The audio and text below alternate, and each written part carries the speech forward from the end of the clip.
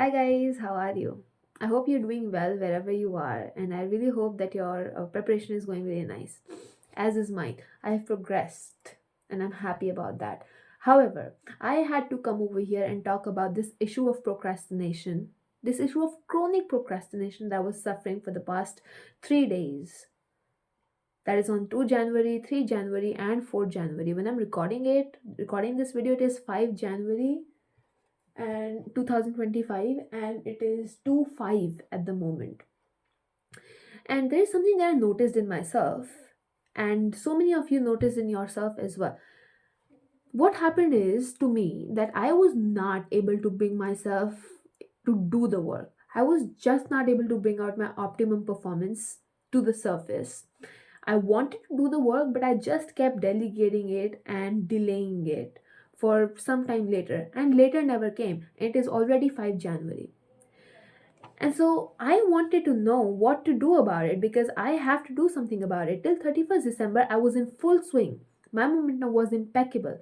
Come 1 January, my mother asks me to take a break. I take a break because my mother asks, of course, how do you deny your mother? Because then you'd have to go through emotional torture.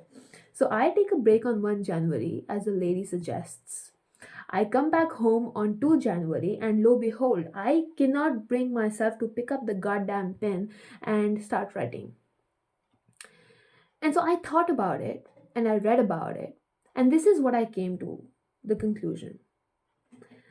There are two reasons why I could be procrastinating, and so could you. So please, if you're procrastinating and if this is an issue that you have faced yourself, the New Year hangover, hear me out.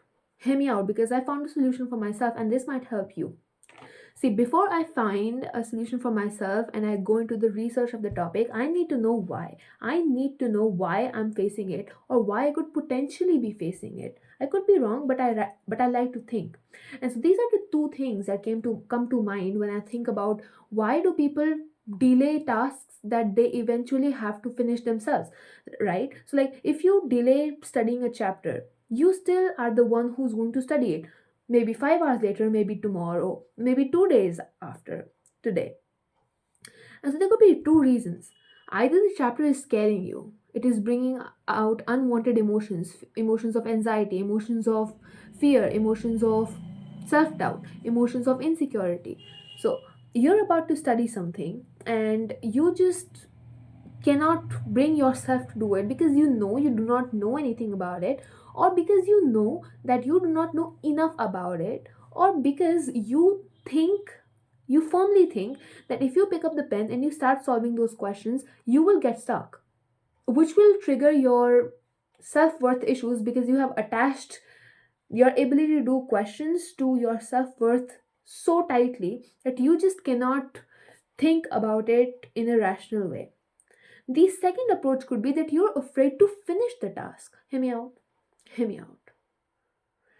You are not working towards it because you're afraid that you will be able to finish the task, and then when you do the questions, you will not be able to solve them.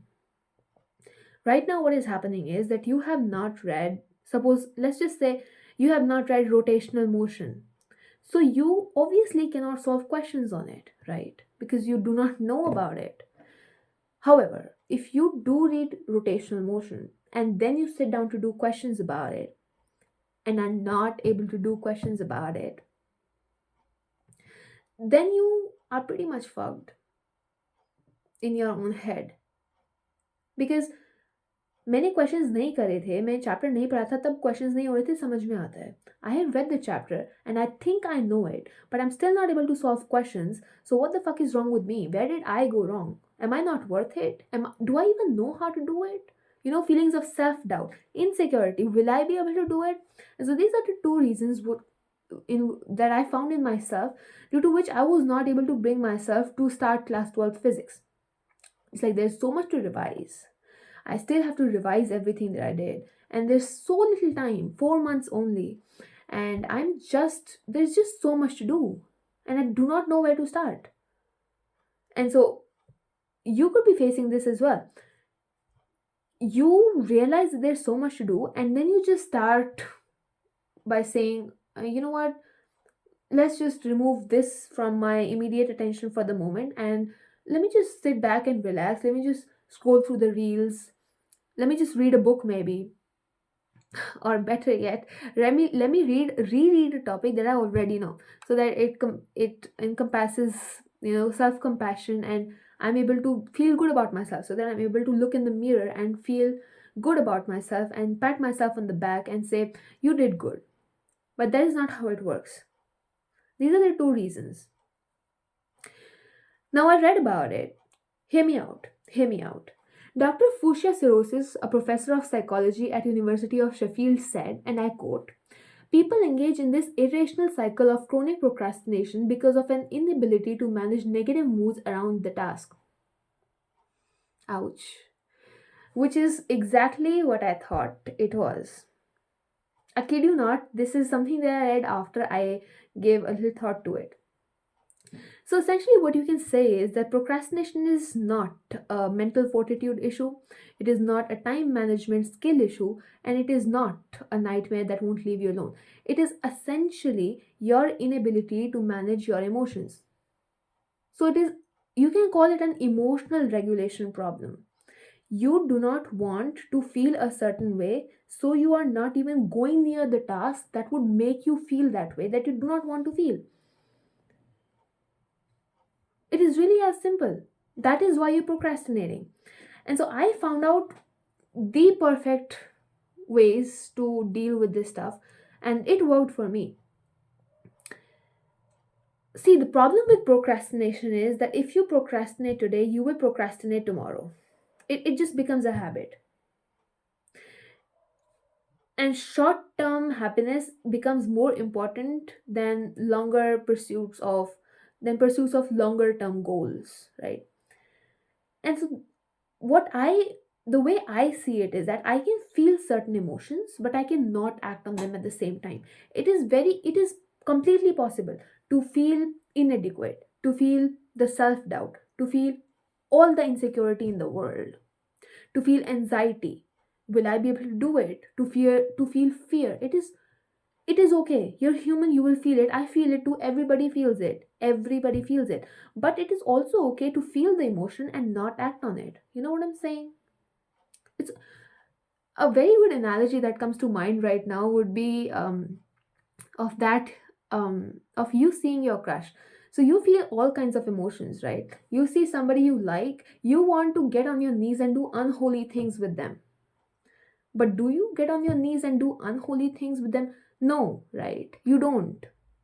You maintain a very cool exterior. You're feeling hot all over your body when you see the person that you like. You want to go close to them. You want to talk to them. You want to feel close to them, but you don't. You let things go the way they are, and things go the way they are, and you get over it, and then life moves on. That is how you do it. So, emotions are fleeting. There has to be a bridge between you and your goals, which are not to be emotions. And that is exactly what I did.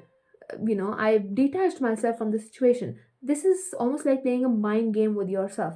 See yourself as a child, see yourself as somebody whom you are parenting or babysitting. you know if a child asks for something, you will not always give it to them. It could be irrational. A child could want to touch the stove. Will you let them? No. So this is viewing yourself as your child, parenting yourself. I have come to realize that the more you grow, the more you need to learn how to parent yourself. And so I did exactly that. I could feel something and I could completely keep feeling it and I could not act on it. How long will I feel the thing, right? The second thing that I did was to detach the feeling of my self worth attached to the task that I was doing. There are 10 questions that I need to do. These are 10 questions. Whether I'm able to do it or not able to do it has nothing to do with how I value myself as a human, right? If I set out to do these 10 questions and if I'm able to do it, I'll do 10 more. If I set out to do these 10 questions and I'm unable to do it, best believe I'll learn how to do these 10. Simple. And I'll move on and I'll solve 10 more. And that time I'll be able to do it, right? The third thing that I did was to break tasks down. So there is essentially so much to do, right? And you could feel distracted, because where do you even start? How do you start? You do not know anything. You have literally no idea where to start. And so there is so much to do. There is physical chemistry, there is inorganic chemistry, there is organic chemistry, there is physics, there is biology, there are diagrams, there are things to learn. You do not know where to start, and so you just distract yourself because there is no clarity of action. What I did for myself is that I sat down and I planned each and every day for January what I will do when, so that I know exactly what I have to do the moment I wake up. I do not have to ruminate over the idea of me writing down all the stuff in pointers about what I will do or complete in that day. No, it has already been written for me. I wrote it, I took the time out, and now I just have to do it. So I don't have to think at all. I just have to sit down and do it. And if I have a complete chapter to do, that means that I have subtopics to do in that chapter. That means I have subtopics to do in those topics. So if I complete subtopic A, subtopic B, and subtopic C, I complete topic A. There are 10 topics like this in chapter 1. If I go through every bullet point in a synchronized manner, then I will essentially complete chapter 1. It's just a matter of time, and it has already been decided when I will do what, right? These are the three things that I practice, that I, these are the practical things that I did for myself.